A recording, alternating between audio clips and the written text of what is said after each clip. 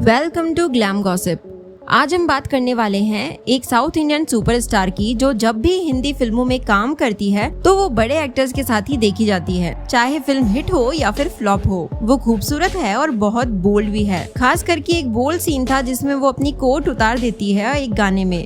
आप समझ गए होंगे कि मैं किसकी बात कर रही हूँ। इलियाना की जिंदगी से जुड़ी वो बातें मैं आपको बताऊंगी जो आपने शायद ही सुनी होगी, जैसे कब राकेश रोशन की वजह से इलियाना डिक्रूज को मिली थी उनकी पहली फिल्म, क्यों इलियाना ने एक सुपरस्टार के साथ 2 बड़ी फिल्में रिजेक्ट कर दी, और कैसे रश के कमर में कोट ड्रॉप करने वाला सीन बना इलियाना के करियर का सबसे बोल्ड सीन। इलियाना की जड़ें गोवा से है, लेकिन वो कुछ टाइम तक मुंबई में भी रही थी। इलियाना मुंबई में 10 साल की उम्र तक रहा करती थी। वो मलाड में रहती थी, लेकिन उनकी फैमिली गोवा शिफ्ट हो गई थी। उनके पिताजी एक लॉयर है और उनकी माँ एक होटल में रिलेशनशिप मैनेजर हुआ करती थी। इलियाना ने अपनी पढ़ाई सेंट जेवियर्स स्कूल मपूसा से कंप्लीट की। उनके स्कूल के दिनों में वो अपनी माँ के होटल जाया करती थी। उस होटल का नाम था मरीना डोआर्डो।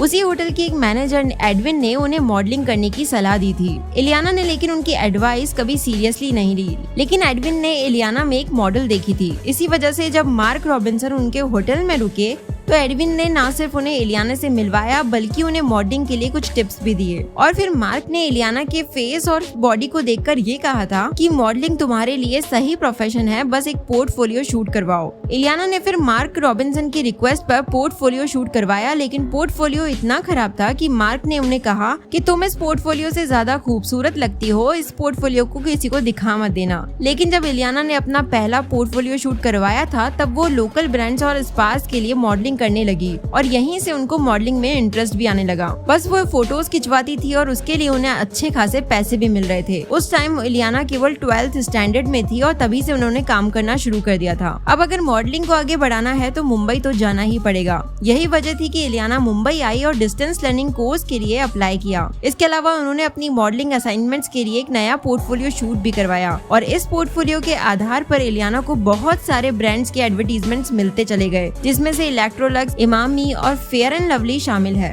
जब इलियाना फेयर एंड लवली के एड की शूटिंग कर रही थी उस टाइम राकेश रोशन ने उन्हें देखा और कहा कि क्या तुम एक्टिंग करोगी। तब से इलियाना उन्हीं के थ्रू कई सारे प्रोड्यूसर से मिली थी। रियलिटी में एक प्रोजेक्ट ऑलमोस्ट फाइनलाइज भी हो गया था, लेकिन अनफॉर्चुनेटली ये प्रोजेक्ट बीच में ही कैंसिल हो गया। पर इलियाना ने उस टाइम भी गिव अप नहीं किया। उन्होंने जल्दी ही अरुणा भिक्षु से एक्टिंग क्लासेस ज्वाइन कर ली, लेकिन ये कोई प्रोफेशनल या बहुत ही डीप डिप्लोमा कोर्स नहीं थी। इसी बीच इलियाना को अपनी पहली तेलुगु फिल्म ऑफर हुई थी जिसका नाम देवदासु था। इस मूवी को एक्सेप्ट करने की वजह इलियाना की सिर्फ एक ही थी। प्रोड्यूसर ने उन्हें ये बताया था कि इस फिल्म की शूटिंग 45 दिन के लिए अब्रॉड में होगी। फिल्म का बजट अच्छा था, इसलिए इलियाना को इस फिल्म के लिए अच्छी फीस भी दी गई। ये 2 वजह थी जिसकी वजह से इलियाना ने ये ऑफर एक्सेप्ट किया था, वरना उन्हें इस फिल्म में कोई दिलचस्पी नहीं थी। जिसकी वजह ये थी कि जिस फिल्म के लिए वो काम करने वाली थी उन्हें वो लैंग्वेज आती ही नहीं थी। उन्हें पता था कि पूरी फिल्म में बस उन्हें एक ही सीन करना है और फिल्म की शूटिंग के दौरान जो असिस्टेंट डायरेक्टर उन्हें अपनी स्क्रिप्ट देने आते थे और जब इलियाना को स्क्रिप्ट समझाने या कुछ लाइंस बोलने को बोला जाता था तो वो उस लैंग्वेज को पढ़ने में ही बहुत सारा टाइम वेस्ट कर देती थी और फिर लोग उन्हें बताते थे कि तुम गलत जगह आ गई हो। इसी बीच जब ये फिल्म तैयार हुई और रिव्यूज आए तो मूवी बहुत अच्छी निकली और इलियाना को तारीफ भी मिलने लगी। वहीं से इलियाना का कॉन्फिडेंस बढ़ता गया।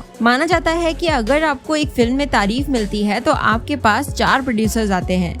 इलियाना के साथ भी ऐसा ही हुआ। एक फिल्म खत्म होने से पहले ही वो दूसरी फिल्म साइन कर लेती थी, दूसरी फिल्म खत्म होने से पहले ही वो तीसरी फिल्म साइन कर लेती थी और इसी तरह इलियाना डिक्रूज तेलुगु इंडस्ट्री की अक्षय कुमार बन गई। वो बैक टू बैक फिल्में कर रही थी। वो 3-4 फिल्में एक साथ कर रही थी। पोकिरी, मुन्ना, जलसा, वो ये ऐसी मूवीज थे जिसमें इलियाना डिक्रूज टॉप एक्टर्स के साथ काम कर रही थी, चाहे एनटीआर, प्रभास या फिर रामचरण हो। जब इलियाना डिक्रूज साउथ इंडस्ट्री में काम कर रही थी उनका नाम कई एक्टर्स के साथ जोड़ा भी गया था, जिसमें से प्रभास का नाम भी शामिल है। वैसे हम ऐसी खबरें गलत समझकर इग्नोर करते रहते हैं, लेकिन एक टाइम ऐसा भी था जब इलियाना से उनके इस रिश्ते के बारे में पूछा गया तो उन्होंने कहा कि वो साउथ के एक एक्टर के साथ डेटिंग कर रही थी और वो उनसे बहुत अटैच्ड भी थी, लेकिन एक एक्टर ने उन्हें धोखा दिया और उन्हें एहसास दिलाया कि वो बेकार है, उनकी कोई वैल्यू नहीं है। इसके बाद ही इलियाना अपने काम में और भी ज्यादा समर्पित हो गई। कुछ टाइम में इलियाना डिक्रूज तेलुगु इंडस्ट्री की बड़ी सुपरस्टार बन गई, लेकिन वो बॉलीवुड इंडस्ट्री में इतनी पॉपुलर नहीं थी,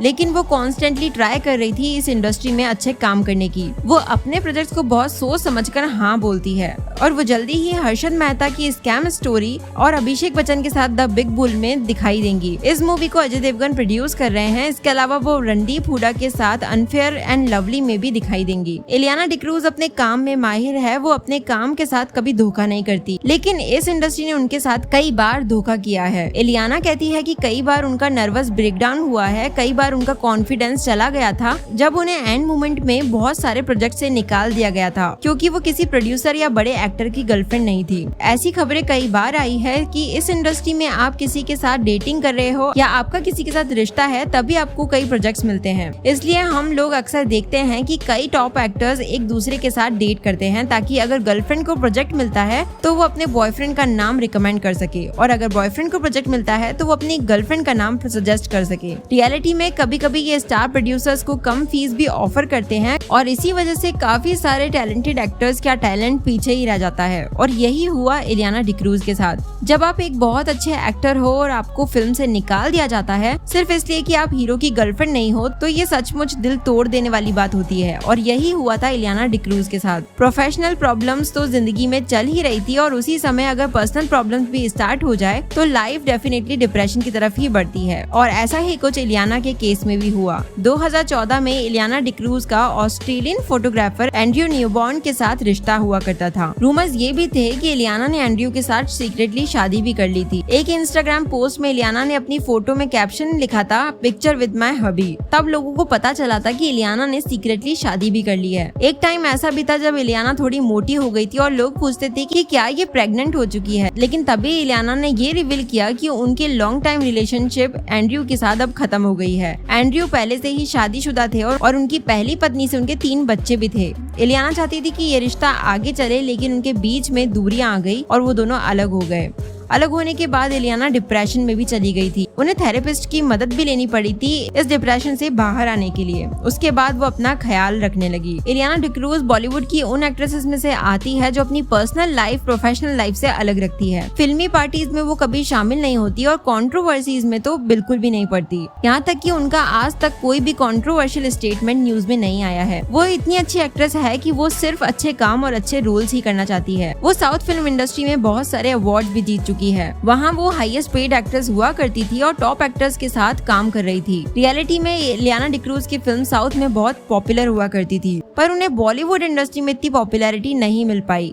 अभी रिसेंटली उन्होंने अपनी प्रेगनेंसी के बारे में सोशल मीडिया पे फिर से बताया है, लेकिन वो किससे मैरिड है और उनका हस्बैंड का नाम क्या है ये अभी तक रिवील नहीं हो पाया है। आपको क्या लगता है इलियाना किससे मैरिड है और क्या उनको बॉलीवुड इंडस्ट्री में देखने के लिए आप फिर से बेताब है? तो अपना ओपिनियन कमेंट जरूर करें। ये थी इलियाना डिक्रूज की जिंदगी से जुड़ी एक छोटी सी लाइफ स्टोरी। आई होप ये वीडियो आपको जरूर पसंद आया होगा। यदि हाँ तो इस वीडियो को लाइक करके आप चैनल को सब्सक्राइब जरूर करें। मैं फिर आऊंगी एक ऐसे ही वीडियो के साथ। Thank you.